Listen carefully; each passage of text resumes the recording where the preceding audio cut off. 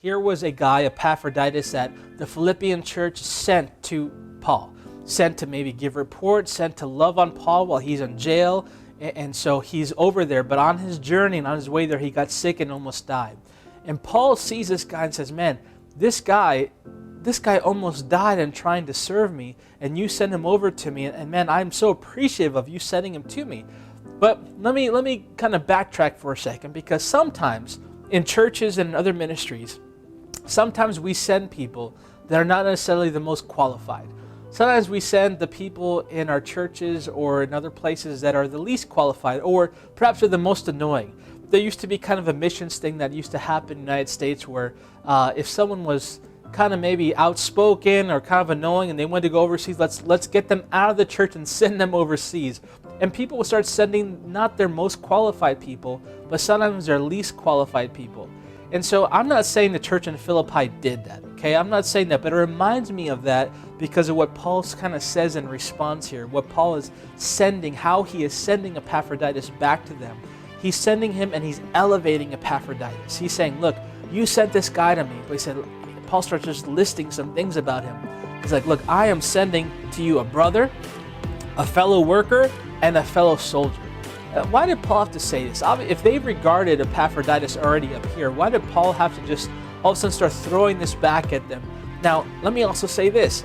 All right, when he says a fellow worker and fellow soldier, this is key because of who he's speaking to.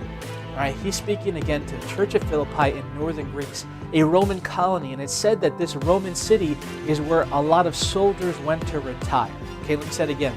In this particular Roman city, this is where a lot of Roman soldiers went to retire and live in that city. So when he says that, that is quite a prod if they were a Roman soldier, right? He's saying this guy is a fellow soldier, all right? He might not have served in the Roman army. He might not be serving the way an army person or a military person would serve, but I'm telling you right now, he is a fellow soldier in the body of Christ. And so he really, again, we can just skip over that verbiage when we look at it, but when he's saying to the church of Philippi, it's a very pointed statement. He's a fellow worker and a fellow soldier. And again, Paul is lifting him up and elevating him. He's saying, this guy almost died and you heard he was sick, you were concerned about him, but I'm sending him back to you. He said, but your messenger, the one who ministered to my need, he was longing for you guys. He loves you guys. This guy loves you guys in Philippi. He really does. I could hear it. He says, and he was sick almost unto death. God had mercy on him and also on me.